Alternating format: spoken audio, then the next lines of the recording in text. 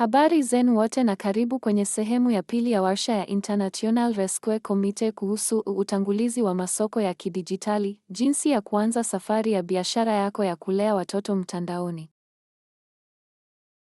Warsha ya leo imeundwa kuwasaidia wamiliki wa biashara za huduma za watoto kuelewa jinsi ya kutumia mtandao na kujenga uwepo mtandaoni unaunga mkono ukuaji wa biashara yenu.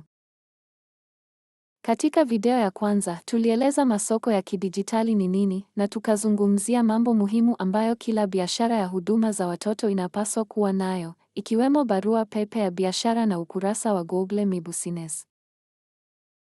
Katika video hii, tunaendelea na umuhimu wa kuwa na ukurasa wa Facebook Business pia, na tutajadili hatua chache za bure unazoweza kuchukua ili kuendelea kukuza biashara yako mtandaoni, pamoja na zana na rasilimali muhimu.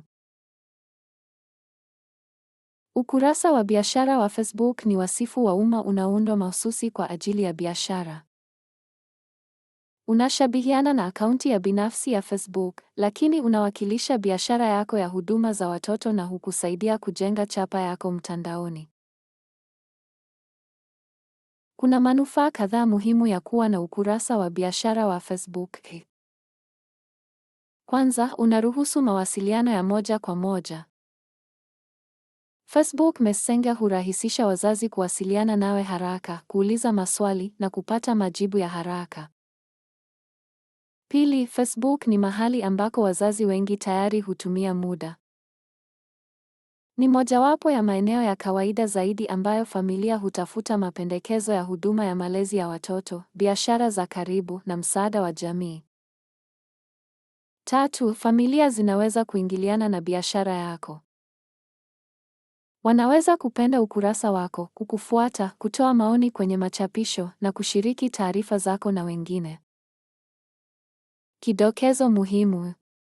Jaribu kujibu ujumbe na maoni kwa uthabiti kadiri iwezekanavyo ili familia zijue kuwa wewe ni mwenye shughuli na wa kuaminika. Na baadaye, ukishajisikia uko tayari, unaweza hata kuunganisha ukurasa wako wa biashara wa Facebook na akaunti ya biashara ya Instagram ili kupanua hadhira yako.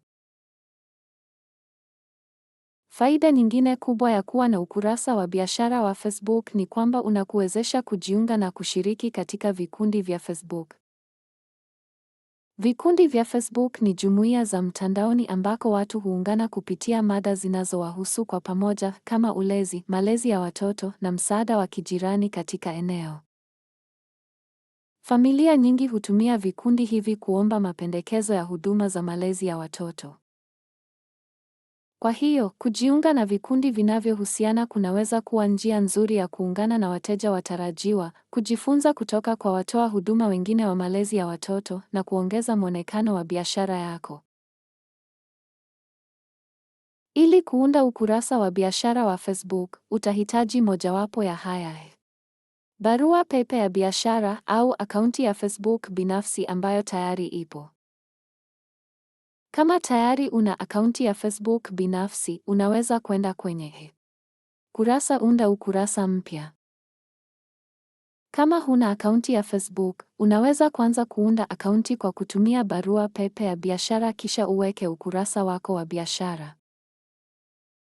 Kama ilivyo kwa Google My Business, tumejumuisha rasilimali za hatua kwa hatua mwishoni mwa uwasilishaji huu.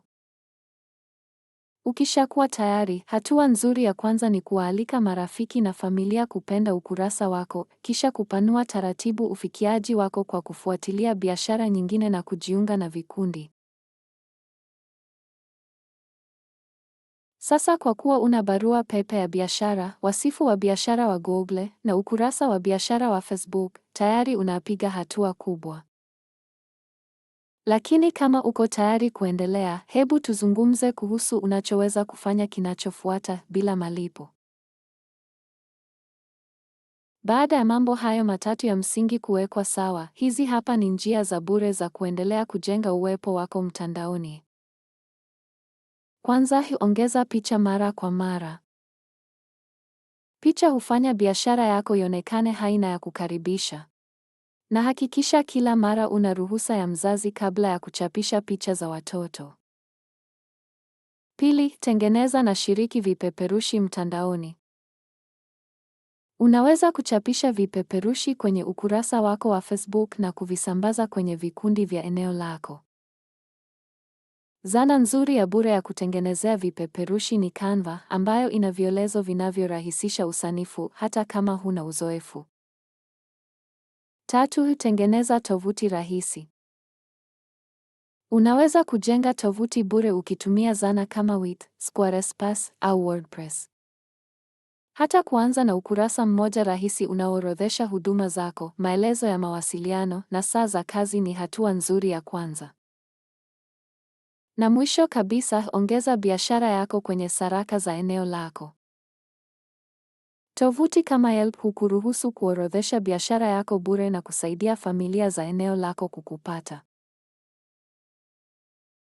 Kwa kumalizia, hizi hapa ni rasilimali chache muhimu zinazoweza kukusaidia kuiweka biashara yako kwenye mfumo wa kidijitali. Skani misimbo ya QR iliyo upande wa kushoto kwa mwongozo wa video wa hatua kwa hatua wa kusanidi wasifu wako wa biashara wa Google na ukurasa wa biashara wa Facebook. Upande wa kulia kuna msimbo wa QR wa chaneli yetu ya YouTube ambayo ina video za mafunzo katika lugha nyingi, zikishughulikia mada kama Gmail, zana za mtandaoni na rasilimali nyingine za mafunzo ya biashara. Kwa hiyo sasa, kwa kuwa tumepitia baadhi ya njia muhimu za kuanza kuweka biashara yako ya huduma ya watoto kwenye mfumo wa kidijitali, hatua inayofuata ni kuitekeleza. Asante tena kwa kutazama warsha hii ya utangulizi wa masoko ya kidijitali kwa ajili ya biashara yako ya huduma ya watoto.